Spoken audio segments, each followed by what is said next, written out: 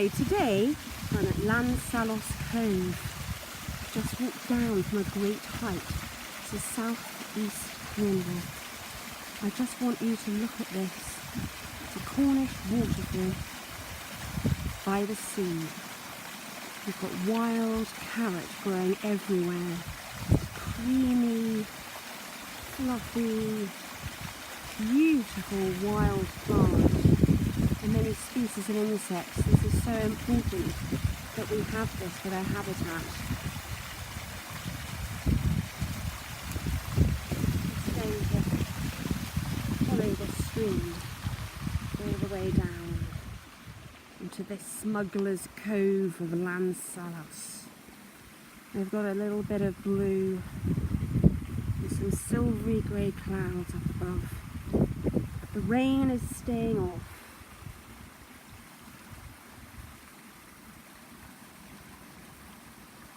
Again, I'm showing you how you can gain a perspective of a composition in watercolour.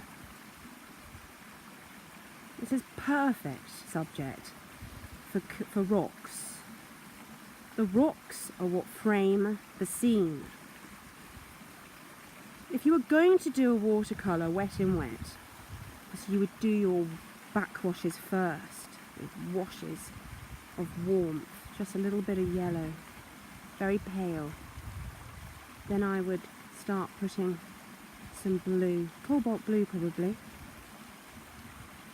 and then I would mix in some crimson into that blue and yellow to create these lovely silvery greys.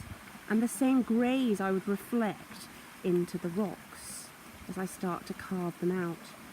You could even put people in your scene, as you can just see a mother and her child running along the beach and then disappearing. Then you can put the splashes using a stippling technique or pressing technique, your last bit of details of the sea pinks that are coming out of the craggy rocks. And for the horizon of the sea, it's a very dark slaty blue, and then again similar shades to your sky. So always do the sky and the sea, all your background first, and then do your layers of darker colours of the rocks after that. Maybe wait, if it's very wet the paper, maybe wait for it to slightly dry, but not too much.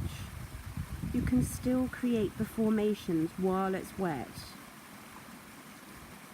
I hope this scene has helped you maybe do a small seascape in watercolour.